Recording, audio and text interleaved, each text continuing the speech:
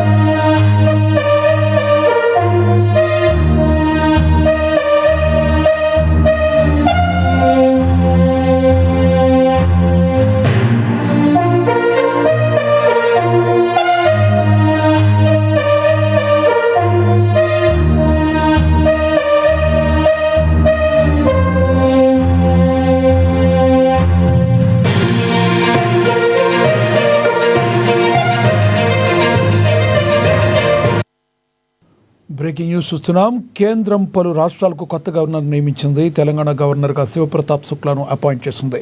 ప్రస్తుతం ఆయన హిమాచల్ ప్రదేశ్ గవర్నర్గా ఉన్నారు. ఇప్పటి వరకు తెలంగాణ గవర్నర్గా ఉన్న జిష్ణుదేవ్ వర్మను మహారాష్ట్రకు బదిలీ చేశారు. బీహార్ గవర్నర్గా ఉన్న సయ్యద్ హస్నైన్ బెంగాల్ గవర్నర్గా ఆర్ఎన్ రవిని నియమించారు. పశ్చిమ బెంగాల్ గవర్నర్ సివి ఆనంద్ బోస్ తన పదవికి రాజీనామా చేయగా ఆ తర్వాత కొద్ది గంటల్లోనే 9 రాష్ట్రాలకు కొత్త గవర్నర్ నియమిస్తూ రాష్ట్రపతి భవన్ ఉత్తర్వులు జారీ చేసింది. ఇదే విషయానికి సంబంధించి మరింత సమాచారాన్ని మా ప్రతినిధి హరీష్ అందిస్తారు ఫోన్ ద్వారా. గవర్నర్ల యొక్క చలనానికి గల కారణం ఏంటి హరీష్, చెప్పండి, మీ దగ్గర తాజా సమాచారం ఏంటి? రైతు లక్ష్మణ్, కేంద్ర ప్రభుత్వానికి సంబంధించి కూడా 9 రాష్ట్రాలకు కొత్త గవర్నర్ ప్రకటించింది. ఇందులో భాగంగా తెలంగాణ గవర్నర్ గా ఉన్న జిష్ణుదేవ్ వర్మకి సంబంధించి కూడా మహారాష్ట్రకు బదిలీ చేశారు. ఇక ఆయన స్థానంలో తెలంగాణకు హిమాచల్ ప్రదేశ్ గవర్నర్ శివప్రతాప్ శుక్లా తెలంగాణ గవర్నర్ గా నియమితమైన నేపథ్యం అయితే కనిపిస్తా ఉంది. ఇక ప్రధానంగా ఈ నియామకాల్లో 5గురి బదిలీ చేయగా 3గురిని కొత్తగా నియమించిన నేపథ్యం అయితే కనిపిస్తా ఉంది. ఇక బీహార్ గవర్నర్ గా ఆరిఫ్ మహమ్మద్ ఖాన్ స్థానంలో సయ్యద్ ఆటా ఉస్మాన్ నియమితులైన నేపథ్యం అయితే కనిపిస్తా ఉన్నది.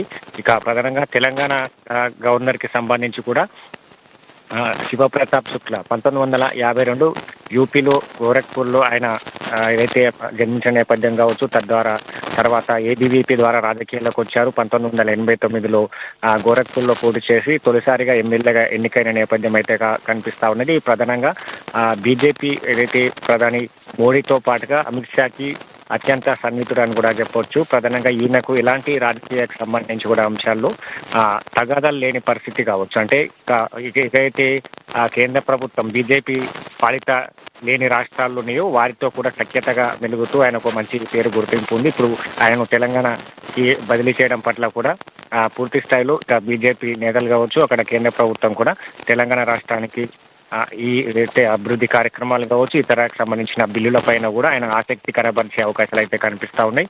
ఇక మొత్తంగా ఈ 9 రాష్ట్రాలకు సంబంధించి కూడా గవర్నర్లను నియమించిన నేపథ్యం అయితే కనిపిస్తా ఉంది. దాంట్లో ప్రధానంగా కొన్ని రాష్ట్రాలకు సంబంధించి కూడా లోక్ భవన్ అలాగే రాష్ట్ర ప్రభుత్వాల మధ్య కూడా సఖ్యత లేకపోవడం కూడా ఈ బదిలీలకు కూడా కారణం కనిపిస్తా ఉన్న నేపథ్యం అయితే కనిపిస్తా ఉంది. దీంట్లో ఇక ప్రధానంగా బెంగాల్ గవర్నర్కి సంబంధించి కూడా పశ్చిమ బెంగాల్ గవర్నర్ సివి ఆనంద్ బోస్ ఏదైతే ఆయన రాజీనామా చేస్తున్న నేపథ్యం కావచ్చు, అసెంబ్లీ ఎన్నికల షెడ్యూల్ విడుదలవుతున్న నేపథ్యంలో ఇక ఈ బదిలీలో కూడా చర్చనీయాంశమైన నేపథ్యం అయితే కనిపిస్తోంది. ఇక ఆయన రాజీనామా తర్వాత ద్రౌపది ముర్ము ఆమోదం తెలిపారు. కేంద్ర హోంశాఖ మంత్రి ఒత్తిడి వల్లే తన రాజీనామా జరిగిందన్నట్టుగా కూడా ఏదైతే ఆనంద్ బోస్ తెలిపిన నేపథ్యం అయితే కనిపిస్తా ఉన్నది. కాబట్టి మొత్తంగా ఈ బదిలీల పట్ల కూడా కేంద్ర ప్రభుత్వం ఒక కీలకమైన నిర్ణయాన్ని తీసుకుందని చెప్పవచ్చు. ఎందుకంటే కొన్ని రాష్ట్రాలకు సంబంధించి కూడా లోక్ భవన్ అలాగే రాష్ట్ర ప్రభుత్వాల మధ్య కూడా సఖ్యత నెలకొనడం కావచ్చు, అక్కడ ఉన్న ఏవైతే అంశాలకు సంబంధించిన బిల్లులు కావచ్చు వాటన్నిటిని కూడా పెండింగ్ పెడుతూ వస్తా ఉన్నారు. కేంద్ర ప్రభుత్వానికి తెలపడంలో కూడా ఆలస్యం వహిస్తా ఉన్న నేపథ్యం అయితే కనిపిస్తా ఉన్నది. కాబట్టి కేంద్ర రాష్ట్ర ప్రభుత్వాల మధ్య కూడా సఖ్యత నెలకొని ఉండాలి. అలాగే బీజేపీ పాలిత రాష్ట్రాలతో పాటుగా ఇతర కాంగ్రెస్ పాలిత రాష్ట్రాలు ఏవైతే ఉన్నాయో వాటితో పాటుగా ప్రాంతీయ పాలిత రాష్ట్రాలకు సంబంధించి కూడా అన్ని రాష్ట్ర ప్రభుత్వాలు కేంద్ర ప్రభుత్వం మధ్య కూడా సఖ్యతగా నెలకొల్లని నేపథ్యంతో కూడా ఈ బదిలీలు జరిగాయి. దాంట్లో పాటుగా తెలంగాణకు సంబంధించి కూడా కొత్త గవర్నర్ శివప్రతాప్ శుక్లా ఏదైతే నియమితులైనారు ఆయనకు సంబంధించి కూడా బాధ్యతలు తీసుకునేందుకు కూడా ఒక ఏదైతే మంచి తేదీని కూడా చూసుకుంటున్న నేపథ్యం అయితే కనిపిస్తా ఉన్నది. కాబట్టి ఇక మొత్తంగా ఇది ఒక కీలక పరిణామం అని చెప్పొచ్చు. ఎందుకంటే కొత్త ఇతర రాష్ట్రాల్లో కూడా అసెంబ్లీ ఎన్నికలు జరగబోతా ఉన్నాయి. దాంట్లో ఇప్పుడు ఈ బదిలీలకు కావచ్చు, ఇక రాష్ట్ర కేంద్ర ప్రభుత్వాల మధ్య కూడా సఖ్యత లేని ఏదైతే రాష్ట్రాలు ఉన్నాయో వాటికి సంబంధించి కూడా ఇతరులను బదిలీలు చేశారు. కొంతమందికి సంబంధించి కూడా కొత్త వారికి అవకాశం కల్పించిన నేపథ్యం అయితే కనిపిస్తా ఉన్నది. కాబట్టి ఇది ఒక కీలక పరిణామం అని చెప్పొచ్చు. Lakshminath, thank you Harish.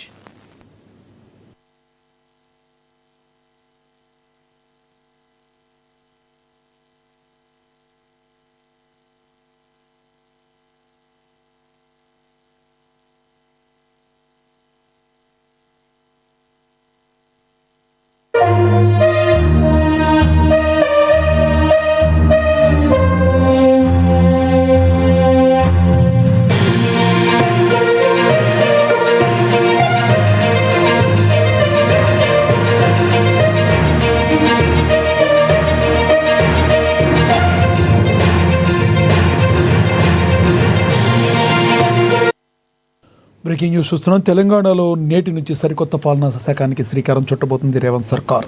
ప్రజాపాలన ప్రగతి ప్రణాళిక పేరిట నేటి నుంచి జూన్ 12 వరకు 99 రోజుల పాటు భారీ కార్యాచరణను ప్రభుత్వం ప్రకటించింది.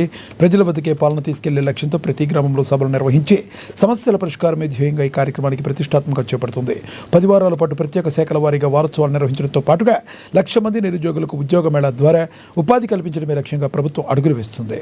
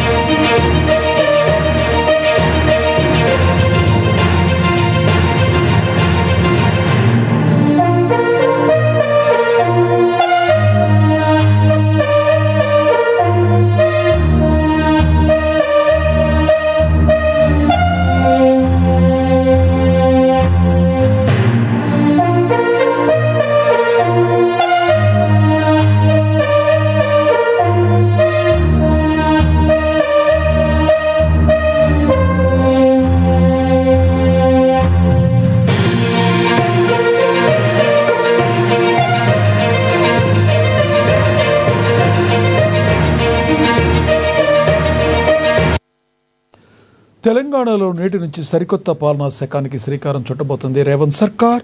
ప్రజాపాలన ప్రగతి ప్రణాళిక పేరిట నేటి నుంచి జూన్ 12 వరకు 99 రోజుల పాటు భారీ కార్యాచరణను ప్రభుత్వం ప్రకటించింది. ప్రజల వద్దకే పాలన తీసుకెళ్లే లక్ష్యంతో ప్రతి గ్రామంలో సభలు నిర్వహించి సమస్యల పరిష్కారమే ధ్యేయంగా ఈ కార్యక్రమాన్ని ప్రతిష్టాత్మకంగా చేపడుతుంది. 10 వారాల పాటు ప్రత్యేక శాఖల వారీగా వారోత్సవాలు నిర్వహించడంతో పాటుగా 1,00,000 మంది నిరుద్యోగులకు ఉద్యోగ మేళా ద్వారా ఉపాధి కల్పించడమే లక్ష్యంగా ప్రభుత్వం అడుగులు వేస్తుంది.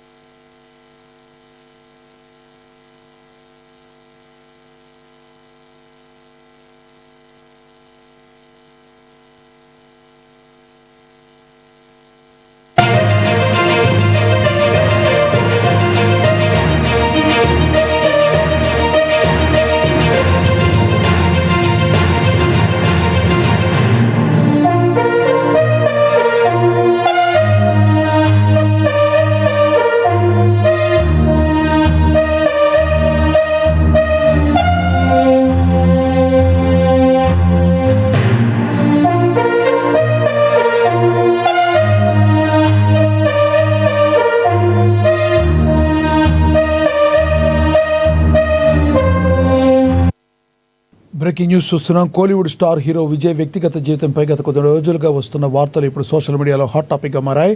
భార్య సంగీత్తో విడాకులు ప్రచారం జరుగుతున్న వేళ స్టార్ హీరోయిన్ త్రిష్తో కలిసి విజయ్ ఒకే కారులో కనిపించడం కలకలం రేపుతుంది.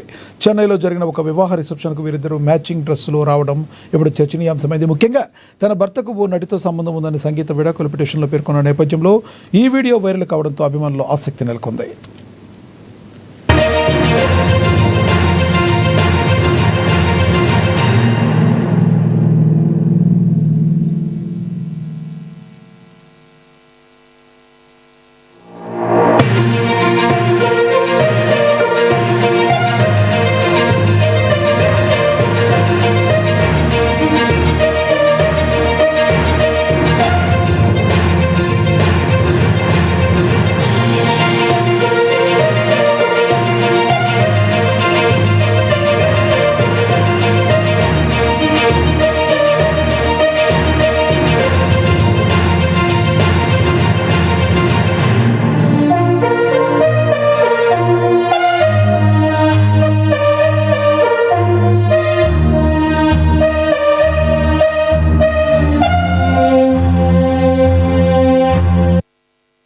కోలీవుడ్ స్టార్ హీరో విజయ్ వ్యక్తిగత జీవితంపై గత కొద్ది రోజులుగా వస్తున్న వార్తలు ఇప్పుడు సోషల్ మీడియాలో హాట్ టాపిక్గా మారాయి.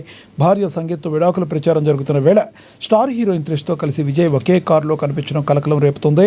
చెన్నైలో జరిగిన ఒక వివాహ రిసెప్షన్కు వీరిద్దరూ మ్యాచింగ్ డ్రెస్సుల్లో రావడం ఇప్పుడు చర్చనీయాంశంగా మారింది. ముఖ్యంగా తన భర్తకు ఓ నటితో సంబంధం ఉందని సంగీత విడాకుల పిటిషన్లో పేర్కొన్న నేపథ్యంలో ఈ వీడియో వైరల్ కావడంతో అభిమానుల్లో ఆసక్తి నెలకొంది.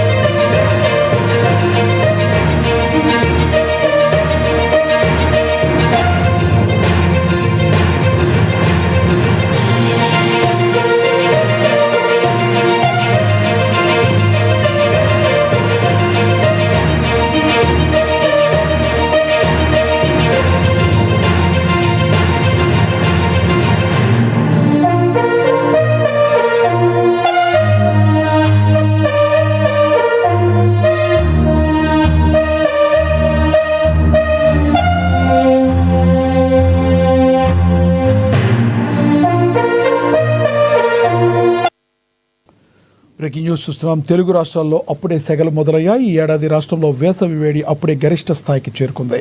ఈ సీజన్లోనే తొలిసారిగా నిన్న ములుగు జిల్లా మంగంపేటలో 39 డిగ్రీల గరిష్ట ఉష్ణోగ్రత నమోదైంది. కేవలం ములుగు మాత్రమే కాదు, ఆదిలాబాద్, ఖమ్మం, ధర్మపురి ప్రాంతాల్లో కూడా పాదరసం 38.9 చేరుకుంది. తాజాగా వాతావరణ శాఖ కీలక హెచ్చరికలు జారీ చేసింది.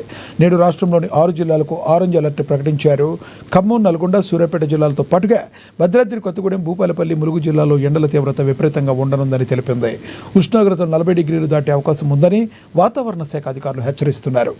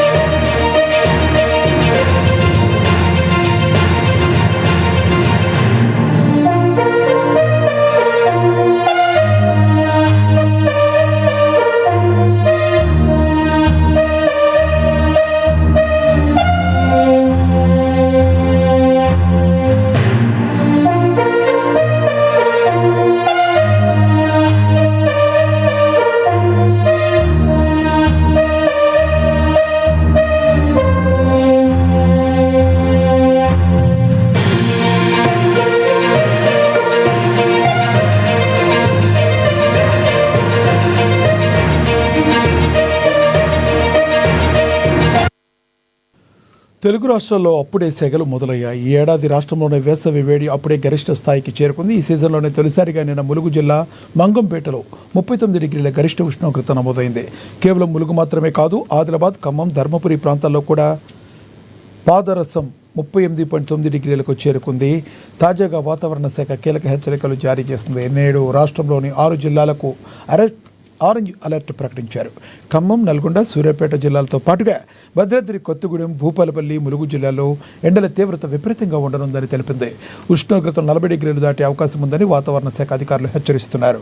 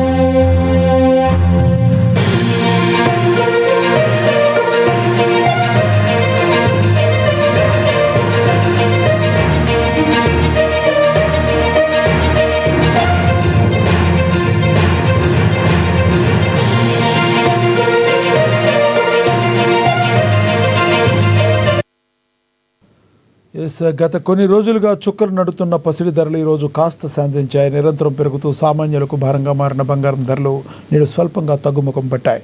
అంతర్జాతీయ మార్కెట్లో నెలకొన్న ఆర్థిక పరిస్థితులు, డాలర్ విలువలో వస్తున్న మార్పుల కారణంగా మన తెలుగు రాష్ట్రాల్లో కూడా ధరలు దిగివచ్చాయి. ఇవాళ హైదరాబాద్, విజయవాడ మార్కెట్లలో 22 క్యారెట్ల ఆభరణాల బంగారం 10 గ్రాములపై ₹10 తగ్గి 1,49,290 వద్ద కొనసాగుతుంది.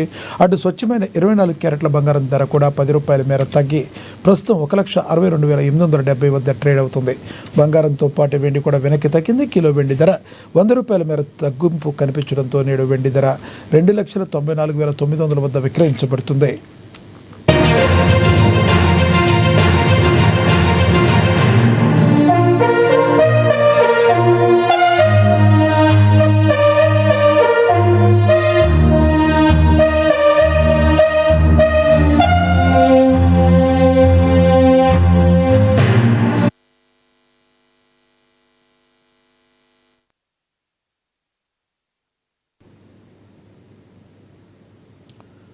Thank you sir.